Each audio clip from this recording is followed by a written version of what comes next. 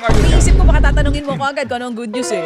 Oo eh. Sige. Ang good news ngayon mga kapatid, nakauwi po ng matiwasay ang ating presidente mula sa kanyang working visit sa UAE at meron siyang sinasabing mga umano ay napagkasunduan doon na makakatulong po sa ating mga kababayan. Tangkilikin po natin yan. Safe return ng ating presidente. Yung pong sinasabi ho ng mga napagkasunduan nila, sige, hintayin natin po kung sakasakali. Tama, because those are just words right now. Doon sa mga frustrated po nakabalik siya, sorry sa inyo. Meron po mga... We will not let ICC meddle in our affairs. Anong ginawa? Pinakidnap si Tatay Digong.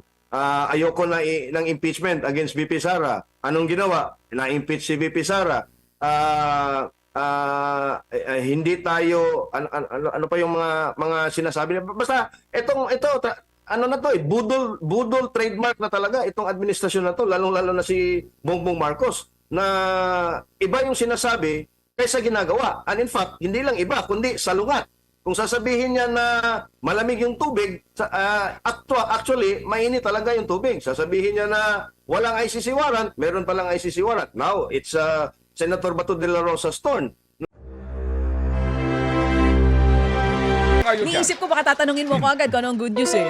Oo eh. Sige. Ang good news ngayon mga kapatid, nakauwi po ng matiwasay ang ating presidente mula sa kanyang working visit sa UAE at meron siyang sinasabing mga umano ay napagkasunduan doon na makakatulong po sa ating mga kababayan. Tangkilikin po natin yan. Safe return ng ating presidente. Yung pong sinasabi ho ng mga napagkasunduan nila, sige, hintayin natin po kung sakasakali. Tama, because those are just words right now. Doon sa mga frustrated po nakabalik siya, sorry sa inyo. Meron po mga ganon. Bakit? So, welcome home, Mr. President. Welcome back, Mr. President. Okay. Isa pang magandang balita, yung tulay na siya ho namang pangunahin pong koneksyon ng dyan sa Bukidnon papunta ng Davao ay naayos na. At nandun po kahapon si Sec Vince sa kanyang mga visuals talaga naman. Alright, so salamat din po at naayos yan kaagad. Salamat Kasi naman. importante po yan. Okay. Maliban dyan, ano pa magandang balita? Well, magandang balita para sa pamilya ng mga nawawalang sabungero. Oo, dahil ang ilan sa mga akusado, actually lahat except her Atong Ang ay nasa kustodiya na ng Yung polis. bang iba na as in? Oo, Okay. arestado na. Oo, ang karamihan mga 9 or 10 ay mga pulis at yung mga natitira po ay mga sibilyan na sinasabing dating mga security personnel ni Sige. Mr. Atong Ang. Okay, pero yung nga po, ngayon ang panawagan nila ay kung maaari daw ho ay mapayapang sumuko si Mr. Ang, pero ang kanyang mga abogado gagawin daw ang lahat ng kaparaan ng legal para mapigilan po itong pag-aaresto sa kanya. So ang tanong nga dito mga kapatid, gaano po ito katagal? Alright, at ngayon ho ba, ngayon ho ba na meron ng arrest warrant, yan bang mga gagawing motion na yan, makakapigil ba dito? Mukhang hindi, no? Mukhang hindi. Until restrained by the court, no? Tuloy po ang paghahanap sa kanya. Until maglabas po ng TRO ang hukuman sa kanilang motion for recon o itataas ito sa Court of Appeals, mga kapatid, tuloy ang paghahanap sa kanya. Ang tanong, nasa saan siya? Well, ang sinasabi sa kahapon sa balita ng kanyang abogado, nagkausap pa sila eh. Kahapon. Pero nung isang araw pa yata, so Tuesday yata sila huling nagkausap. Okay. Pero pinuntahan ng mga pulis at isuserve yung warrant doon sa kanyang tahanan dito sa Pasig. I think nagpunta rin sa Mandaluyong and even sa Batangas. Wala daw lahat doon si Mr. Atong Ang. Hindi naman ako nagulat kasi itong kaso na ito ay non-bail di ba? Walang bail ito. No bail. No bail siya. Okay. So nasaan na nga ba si Atong Ang? Ang sinasabi ng abogado niya, maging ng immigration, hindi pa po nakalalabas ng bansa. Wala daw record. Okay, yan din po sinasabi ng abogado mga kapatid nitong si teacher, ni Mayor. Teacher Rubilin. Sinong teacher? Yan din po sinasabi nung panahon po na hinahanap nila si Harry Roque. Oo, actually, nandun lang. Anyway, Oo. yan din, Nek mo! ang atin lang po dito mga kapatid is well, yan nga po ay palatandaan na gaano man po kabagal daw, gumugulong pa rin daw po ang gulong ng hustisya. Fine. Pero ang tanong nga po natin dito, itong bagal ng paggulong, gaano kabagal ito ngayon? Dito po sa kasong ito. Kasi tandaan natin, hindi lang po si Mr. Ang akusado rito, mahaba-haba ang listahan. At mga kapatid, sa atin po namang hukuman, yung kanilang due process, depende yan. Depende po sa dami ng akusado, depende po sa dami ng testigo, etc. Pero ang tanong nga din mga kapatid, ilang taon ang aabutin bago po ito ma-resolve sa level po ng RTC. Ayan, pero delikading dito si Mr. Ang, meaning hindi naman delikading sa medyo kumbaga habang the more natatagal ang paglilitis, nakakulong siya kasi nga non-bailable ito. Di po ba? Ang tanong nga lang dito, gaano ito katagal para po sa final verdict na as in sa bilibid na po ang tuloy ng mga sinasabing akusado rito kung matibay ang ebidensya. Yan po sa atin. Ngayon mga kapatid, sa usapin po nitong kay Atong Ang, dito po sa ating flood control. Di po ba? Ang tanong nga din dito ay kailan kahapon nagkaroon ng hearing doon sa Mindoro Projects. Meron ako napakinggan na portion dito. Abay, mahuhusay yung abogado ng depensa ng mga engineers ng DPWH. Pati yung contractor dito. Oo, ito yung... Mahuhusay ang kanilang pagbira sa prosecution dito. Oo. Kasi yung testigo ng prosecution dito, ginigiba ng depensa. Oo, para bagang sa akin pakakarinig lang, ang style nila sinasabi, ikaw na testigo, na nagsasabi na ito ay proyekto na substandard. Kapag ba substandard ang sinasabing findings ng DPWH, binibigyan ba ng pagkakataon ng contractor to correct the defect? Yes po, Your Honor. Yes nga. Ilang taon ang ibinibigay o panahon para i-correct yung pagkakamali? May takdang panahon. Dito ba binigyan ba ng pagkakataon yung contractor na i-correct ang mali? Bigyan mo ako ng kuliglig. Hindi nakasagot. Nasa paninindak lang minsan, ano? Oo. Hindi nakasagot. Medyo. Kaya dito muli haba ng pasensya at pag-unawa. Yes. Dito sa paggulong ng hustisya. Kaya tayo pumuli ay mananalig sa tibay Kaya din may katwiran din na huwag masyadong madaliin nang sa ganun masiguro na solid ang ebidensya. Tama naman. Okay. Pero ako'y wishful. Ano yung Sige. first song natin kanina? Wishful thinking. Wishful thinking ko. Sana may arrest warrant din sa proponents. Okay. This year sana. At abangan Wala natin po bang yung ganon? hearing ng Senado on Monday. Meron ako mga interesting questions na sana para kay Senator Ping. Kaya nga, Senator Ping, sana makausap ka po namin. May mga tanong lang po ako dito kagaya doon sa mga coordinates. Oo. Anyway, ginagalang po naman natin, baka nga napapagod na rin po siya sa dami ng kanyang mga dapat daw na pinag-aaralan. Hindi lang po itong issue po ng flood control na ito. Pero Monday po ang hearing at tignan natin kung ano ang direksyon nito at sino po ang sinasabing mga inimbitahan na una pong hindi sumipot, kung ito ba'y sisipot na at yung sinasabing arrest warrant na ilalabas kung hindi sila sisipot. Starring dyan si Manny Bonoan at ito pong ilang pang mga nabanggit nung una dito po sa usapin na ito.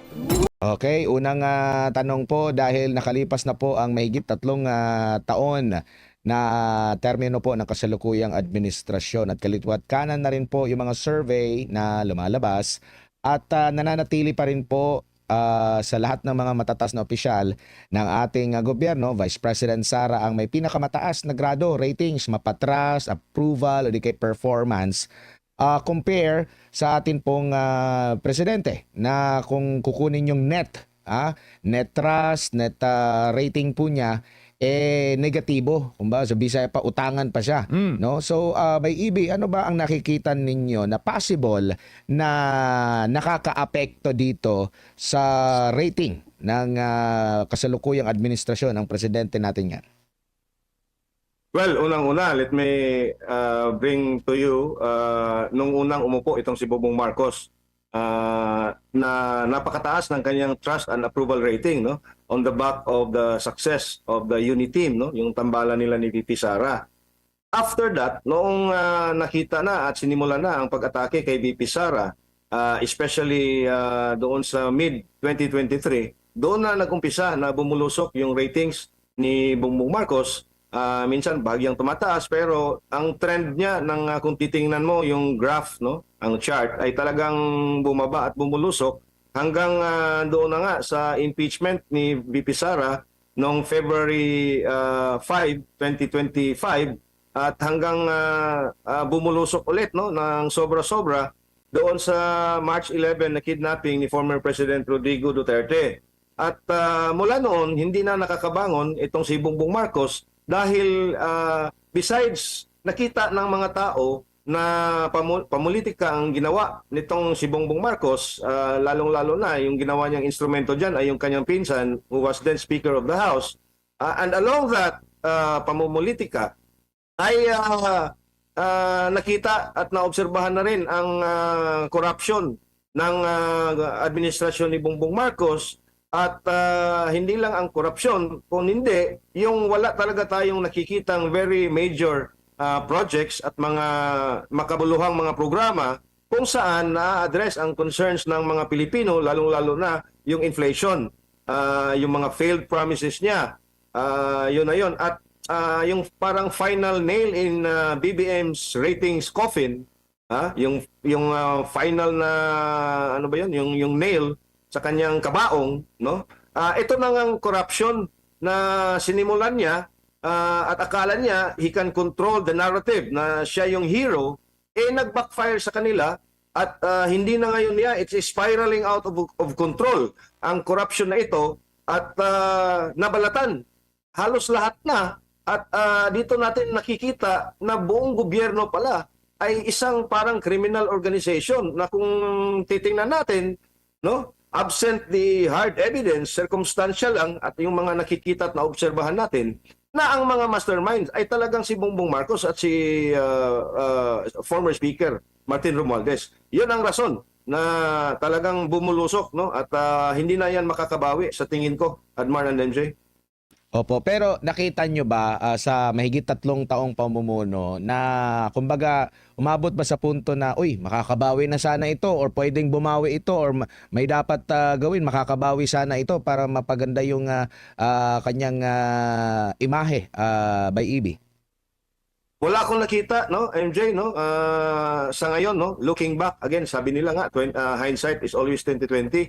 Kasi nga, ito na ngayon, yung mga suspetsya natin noon, imagine, no, ang nag-umpisa dyan towards the end of 2023 was the fake People's Initiative, no, kung saan nag-promise itong sina Martin Romualdez ng ayuda para lang pumirma at budulin yung mga tao na pumirma doon sa People's Initiative na kung saan ang talagang layunin is to change the Constitution, amend the Constitution para magiging parliamentary na ang ating sistema ng gobyerno at magiging de facto Prime Minister itong si Martin Romualdez. So mula noon hanggang itong issue doon sa West Philippine Sea kung saan hinayaan nila na ang mga Amerikano ang magdidikta dito sa ating foreign policy at lumayo sa kanyang campaign promise si Bongbong Marcos for continuity, especially with the former President Rodrigo Duterte's foreign policy, independent foreign policy, at yung pagdagdag niya ng additional 4 or 5 EDCA sites. Ngayon nga, sabi nga nila, nasa 7 na yung EDCA sites, na lalo tayong pinapalapit doon sa dangers of an actual shooting war doon sa South China Sea. Yan, at yung pangungutang na kalabisan na nitong administrasyon na to, pero hindi natin nakikita kung saan napupunta. Ngayon nakikita na natin, ayun lang pala napupunta sa mga bulsa ng mga kurakot na politiko. Wala talaga tayong nakikita na redeeming moment doon sa the last 3.5, no?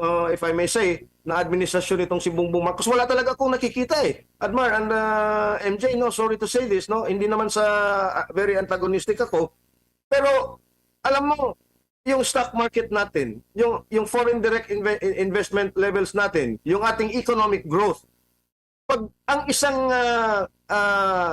kasi sa ibang bansa kahit may corruption, pero pag solid yung economic policies mo, pag solid yung iyong economic fundamentals, hindi gaanong bababa ang ratings ng isang pangulo, ng isang leader, no? Kung nakikita ng mga tao at ramdam nila na yung kanilang pamumuhay ay bumuti kahit man lang konti.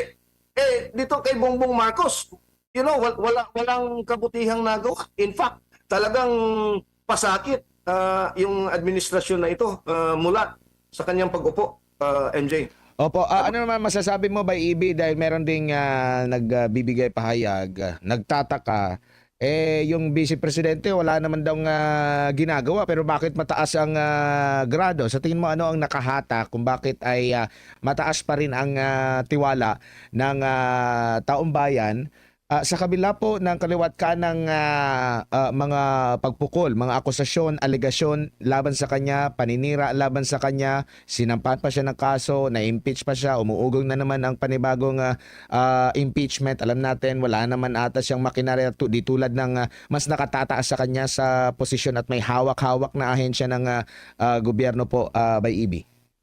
Yun na nga, no? Yung mga kritiko ni VP Sara, ang sabi, kaya nga popular siya at yung mataas yung trust rating kasi wala naman daw ginagawa at hindi naman siya yung command responsibility sa mga kapalpakan ng mga nasa ehekutibo, no? Pero my argument is that, of course, no, totoo na spare tire lang si VP Sara. Pero ganun din, if you look back at history, traditionally yung mga vice presidents ay hindi nga yung kanilang ratings masyado kasi wala nga sila masyadong issue dahil hindi sila yung nasa front ng executive. Pero ang isa sa mga rason ay sinabi mo na rin kanina, Admar at MJ, yung kabi-kabilang demonization, multi-billion peso black propaganda, everything has been thrown against the vice president, including the kitchen sink. Well, not just the kitchen sink, but the entire kitchen. Pero hindi pa rin natitinag yung VP Sara, hindi pa rin sila nakapag-produce ng konkreto at mabigat na ebidensya. And in fact, sila pa ang nadibang, sila pa ang nasunog, sila pa ang nagmukhang tanga, at sila pa ngayon ang nagmukhang walang modo at walang malay sa buong nagaganap. At yun sa tingin ko ang isa sa rason bakit continually tumataas yung ratings ni VP Sara, add to the fact na yung ligasiya ng tatay niya ay nakikita pa rin ng mga Pilipino, because you have to be reminded by the fact that yung tatay niya na nakapiit ngayon sa The Hague went out of office with the highest approval rating in the history of this country for any president, in the high 80s, ang sabi nga ni Ronald Holmes ng Pulse Asia. Sir EB. Oh yes, MJ. Yan. Narinig ba ako? Sound check. Opo. Right, yes. Oo. Itong nangyayari ngayon, may iba lang ako ng konti, no? Paksa pa rin sa kasalukuyang administrasyon. May iba lang ako ng konti dahil talagang, ang story ngayon, kapag nagsasalita ka against the administration, ay may paglalagyan ka. Una nating example, dissenting voice against the admin. Kiko Barzaga, suspended. Ngayon, Cabral Files, Leviste, kaso naman o multa sa kanyang negosyo. What does that tell, sir, sa taong bayan under this current regime? Well, idagdag mo na rin dyan si General Romeo Pocis Yan. at si Colonel Munggaw. Diba? Ito, talaga namang nakikita natin yan noon pa, doon sa TRICOM at yung pilit nilang destroy na doon sa mga hearings ng Quadcom nung yung mga vloggers, and I was one of them, no, na hindi ako nakadalo sa mga hearings na yun, na talagang pinaiyak nila, talagang ininsulto nila sa harap ng publiko under the guise of parliamentary inquiry, at hindi sila mahabla-habla kasi nga they are immune, no, may parliamentary immunity. At ngayon the same strategy has been employed by this administration, at again this moment in our country's history are filled with so many firsts, no. This is the first time in the history of this country, I think, no, as far as I'm concerned, na isang bilyonaryong oligarko katulad ni Enrique Razon, who is now the richest Filipino on record, ay hinabla ng isang cyber libel or 2 counts ng cyber libel charge. Itong si Congressman Kiko Barzaga. At coincidentally, ganun din itong si Congressman Libiste, and I'm pretty sure in 2026, no, talagang magiging intensified pa yung kanilang pagpupukol ng kung ano-anong mga reklamo doon sa perceived to be kaalyado ng mga Duterte, or kahit hindi kaalyado, ay speaking against the administration. You have Congressman Igay Erice. He's a prime candidate, no, if I may say so. Toby Tiangco is also a prime candidate, MJ. Opo, at tapos kung sila po ang magsasalita, parang no-oblige na huwag kayo matakot na magsalita. Siwalat ninyo ang nakikita ninyo. Tulungan nyo kami sa investigasyon sa flood control. Mga ganong mga pronouncement, Sir EB. Pero iba naman ang sinasabi. Iba naman po ang nangyayari At iba naman po ang ginagawa, sir. Ay, noon pa yan eh. Yun ang gawain ni Bongbong Marcos eh. 'Di ba? Oh, I will not let ICC meddle in our affairs. Anong ginawa? Pinakidnap si Tatay Digong. Ayoko na ng impeachment against VP Sara. Anong ginawa? Na-impeach si VP Sara. Hindi tayo ano pa yung mga sinasabi niya. Basta ano na to eh, budol trademark na talaga itong administrasyon na to, lalong-lalo na si Bongbong Marcos, na iba yung sinasabi kaysa ginagawa. And in fact, hindi lang iba, kundi salungat. Kung sasabihin niya na malamig yung tubig, actually, mainit talaga yung tubig. Sasabihin niya na walang ICC warrant, meron palang ICC warrant. Now, it's Senator Bato de la Rosa's turn na ginigipit. Even Attorney Israelito Totorion also is facing another complaint. No, so it's a given, MJ, no? At tama ka, pag sila ang nag-uusig, no, okay lang. Pero pag yung mga kritiko na ang nagsasalita, ay talagang iniipit nila. Meaning to say, etong gobyerno na to, wala na talagang magawang matino dahil nga pati kritiko na yung iba nga ay a form of satire which is protected speech as well, tinutugis na nga nila. You look at Claire Castro, nag-file ng blatter sa NBI because of a post by a certain blogger. Etong si Boying Rimulya, pinapaimbestigahan daw yung kanilang yung fake news doon sa hospitalization niya. Si Paduano at one time nagsasabi din na magrereklamo siya because of somebody peddling fake news against him, no? So this is a sickness, this is an illness of this administration because they are in a very precarious situation. Sa tingin kasi nila, delikado na sila eh. Delikado na ang kanilang hawak sa poder, delikado na ang kinatatayuan nila. Kaya bigla silang nagpapanik pagka may ganong mga post or mga usapin dito sa social media, MJ. May iba naman tayo, Sir AB. Anong tingin mo dito sa palitan ng mga banat ni Senator Amy Marcos at Senator Ping Lacson? Well, it's a distraction, MJ. Let's not forget, no? Yung Blue Ribbon Committee, sinabi na yan ni Ping Lacson na magte-terminate na sila. Okay? Pero bigla ngayon yang ni-revive on the premise na meron daw bagong impormasyon na dapat kailangang dinggin ng komite, no? At nakita ko yung interview niya or yung kapihan niya doon sa Senado at mukhang may panibagong script na naman ang kanilang ihahain, no? At sa tingin natin ay parang to cover up, no? Kasi nga palapit na ng palapit itong flood control corruption issue doon sa doorstep ng Malacanang, or in fact nasa doorstep na nga ng Malacanang yan, no? So kailangan sila ng distraction, no, para mailihis, no, ang talagang usapin na yan na hanggang doon lang kay Saldico. At there are now some hints, no, na parang they will drop the ball on Martin Romualdez, sa tingin ko. Kaya yung Blue Ribbon Committee ay kinukonvene nila ulit, no? Again, itong si Senator Lacson at yung nina Senator Amy ay panandali ang aliw lang ito ng ating mga kababayan, but let's not forget that the most important thing is matumbok sino talaga yung mastermind. Kasi promise ni Boying, may magpapasko, even Bongbong Marcos may magpapasko daw doon sa kulungan.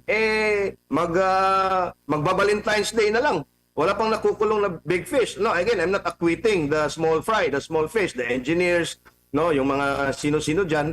Pero wala pa tayong kongresista.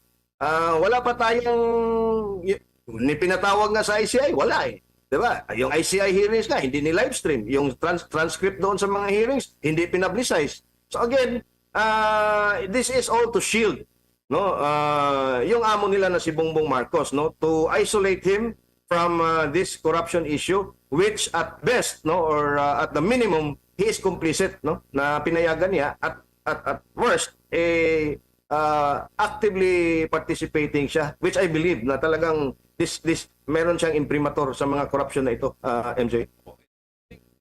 Do you think, Sir EB, magiging productive itong mga issue ngayon sa bansa, question sa investor climate, iba't ibang mga issue ng korupsyon sa ating pong hosting ng 2026 ASEAN Summit? Abay, mayroon pong mga activities dyan sa Cebu na gaganapin.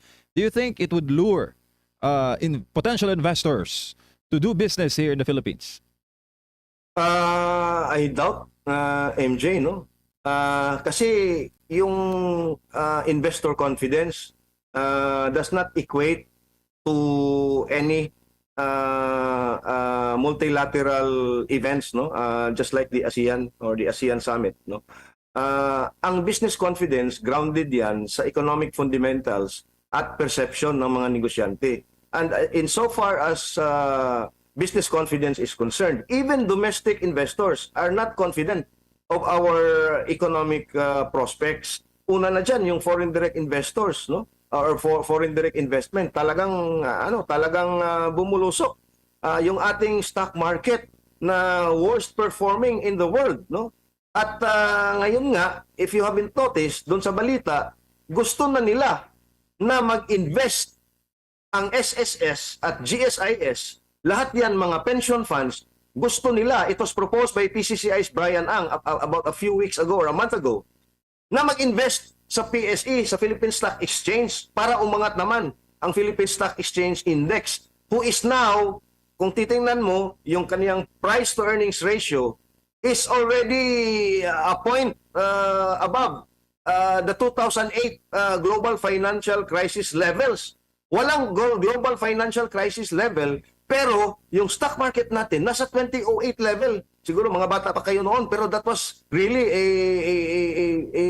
what do you call that? Ano yun eh? Talagang buong financial network ng buong mundo noon, talagang it suffered great losses. At ngayon yung stock market natin, ganun na ang paghahambing, no? Ganun na yung performance to the point na yung pension fund ng ating mga private sector employees at government employees, no? Yung future pension nila ay gusto na nilang gamitin para mag-invest doon sa mga kumpanya para ma-prop up yung ating stock market, para lang to window dress at titingnan ng mga investors from outside na maganda yung takbo ng ating ekonomiya. But they know better because the fundamentals are not there. Who would invest? Meron kang Vietnam, meron kang Thailand, meron kang Malaysia, meron kang Indonesia at Singapore. Between those countries and the Philippines, who is now mired in a provocative action with the Chinese in the South China Sea, yung threat of war, sino pang mag-i-invest sa atin? Kahit ilang APEC Summit, kahit ilang ASEAN Summit ang gagawin mo sa Pilipinas, if those fundamentals are not there and if those fundamentals point to the fact na hindi confident ang mga negosyante, wala talagang mag-i-invest dito sa atin, MJ.